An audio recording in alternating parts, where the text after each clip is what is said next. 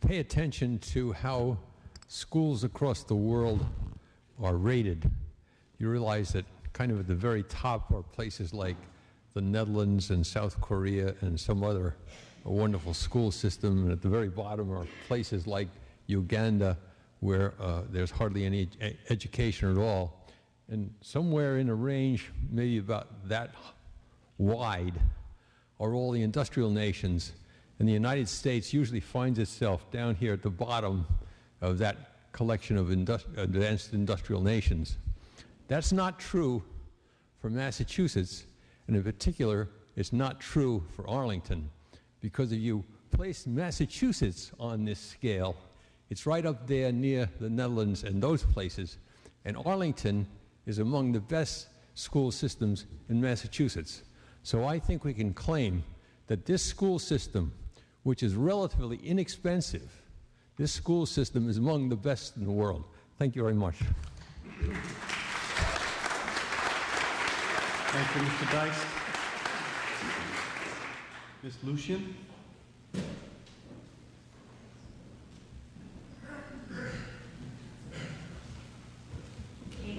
Precinct 20.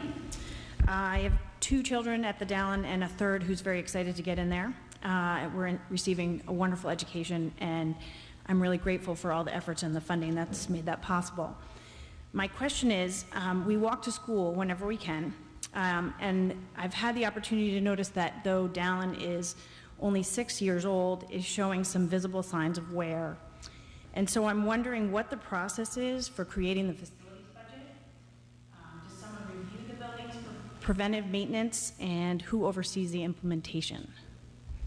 Ms. Johnson.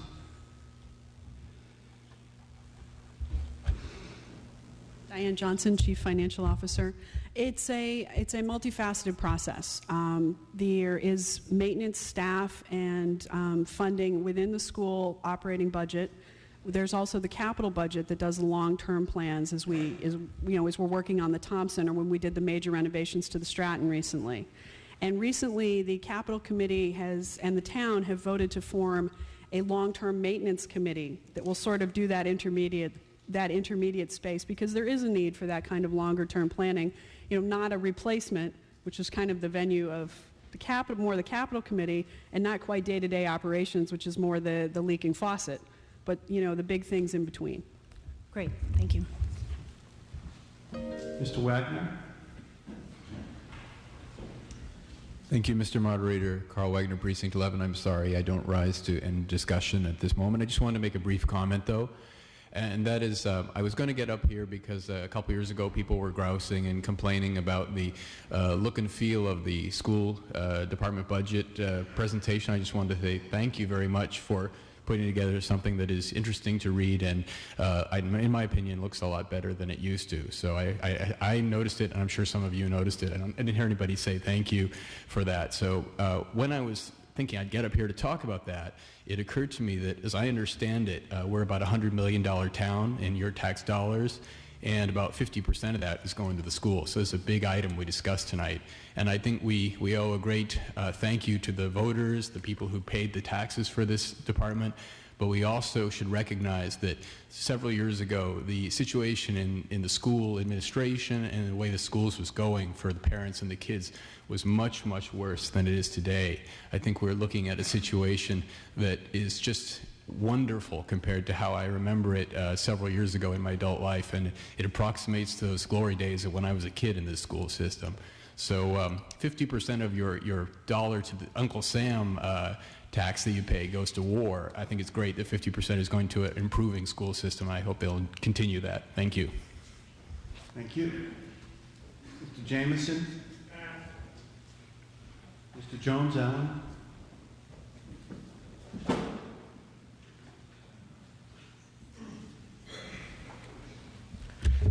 Alan Jones, Precinct 14. And I apologize, Mr. Moderator, for this commercial announcement, but if you are concerned, as Mr. Harrington is, about the discrepancies between your green book and your beige book and the numbers that don't match where maybe you might think they should match, that you keep that in mind over the next few years when we consider consolidation of the town and school financial management departments.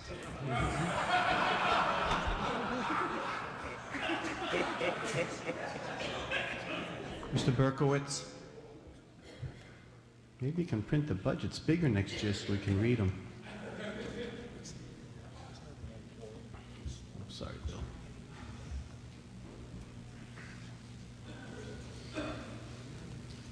Thanks, Mr. Moderator. Bill Berkowitz, Precinct 8. I too appreciate the accomplishments of the schools. I would like to ask a question that I asked Dr. Bodie last year about grants, and I didn't understand the answer that I received then, so I'm going to ask it again. What I did understand then was that the schools have one part-time grant coordinator. That grant coordinator, perhaps with support, pulls in, I'm looking at page 11 of the school budget book. That grant coordinator pulls in over $2 million worth of grants per year. Also on that same page, page 11, that grant amount is down from last year by 9%. We understand, of course, that grants are hard to get. $2 million is, of course, a lot of money. It's about 4% of the school budget. And given that, the question I asked last year was, would it not make good sense and cost-effective sense to make that position, grant coordinator position, a full-time position, meaning that an investment of about $30,000, $40,000 a year ballpark would repay with added grants many times over, even in a low-end scenario, as far as I see it. Dr. Bodie responded, as I heard it, and I'm paraphrasing, that that's not the direction we're going. If my reasoning is correct, then why would we not want to have a full-time grant coordinator for the school and increase our effort, thereby getting more money for the schools? Thank you. Dr. Bodie, can you address the issue regarding the grant coordinator? Kathleen Bodie, Superintendent of Schools. We do have someone that is part-time in that role. However, she's full-time in the school district, our very able Julie Dunn. Many of the grants that you see under the $2 million come from entitlement grants, which are federal grants, Title I, Title II. There's a number of grants and what they're specified for. We actively seek grants that basically supplement what we can offer in the schools. And the way of grant writing is that it has its ebbs and flows. And so while our grant writer is part-time for that part of the position, she is full-time taking other aspects of needs in the district, for example, cost containment, working on reducing transportation was a major project over the last couple of years. So we also have department chairs and principals who actively, along with sometimes the PTOs, that work in that role. But always they come to Ms. Dunn to help refine the grants before we send them out. But I would say we've been very successful over the last few years, and it's due to a real team effort on the school department part. Let me ask a more specific question. Sure. Would it not be more cost-effective to have a grant coordinator who was working, securing grants full-time? I can't truly answer that question. Well, I will tell you this. One of the things that we have found is that it's very difficult to write grants and for Arlington to qualify for a number of grants. We don't let too many opportunities go by. But there are some grants that you have to go into partnerships with, which is exactly what happened with our Teaching History grant. And you have to go in partnerships with a lot of school districts and higher education, as well as districts that have higher needs. So there often involves a big team. It's not just one person that's going after these grants. You can't, because they're too complex. And so we do, in fact, at one of the grants, we even hired an outside consultant to help us with it. So it really depends. We try to remain very flexible in approaching these. To your question, should we hire someone full-time? I think this has always been in the context of deciding with a limited budget where we're going to be able to put our dollars, and what we have historically done is try to keep as many of those dollars directly in the classroom. Thank you. I think in this case I do feel differently, but I do understand your answer, and I thank you very much. You're welcome. Mr. Kaepplein?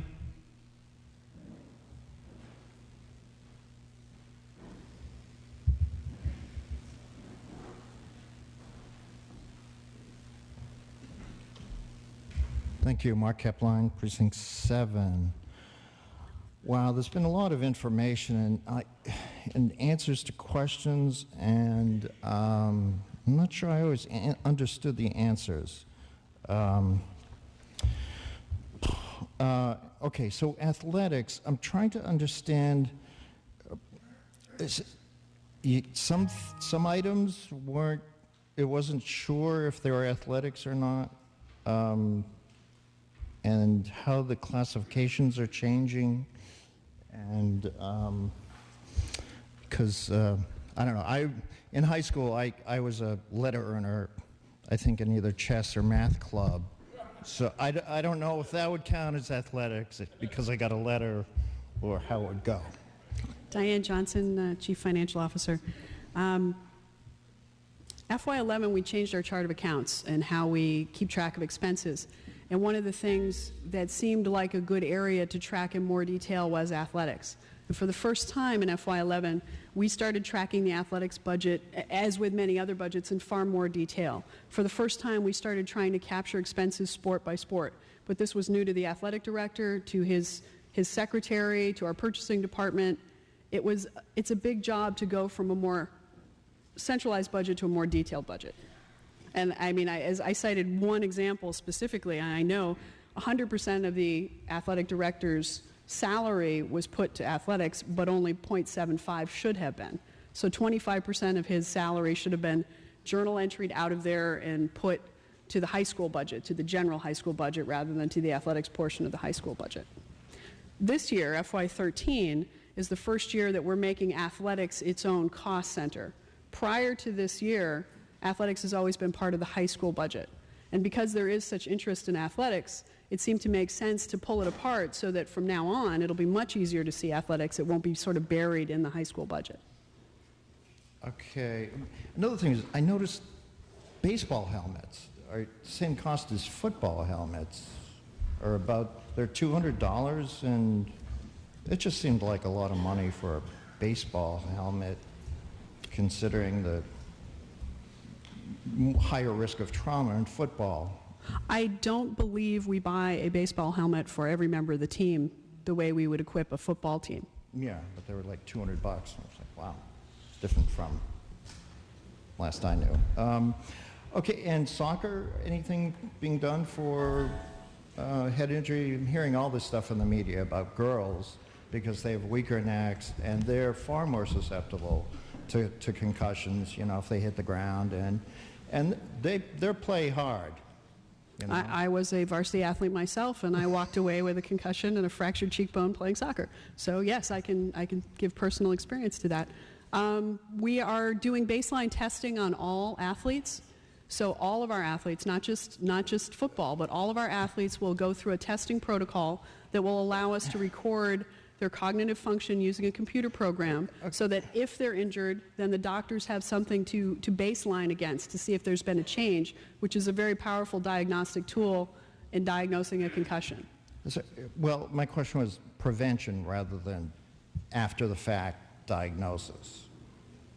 Sort of help prevent the injuries in the first place from soccer or, I don't know, lacrosse, which I guess parents have to buy their own helmets.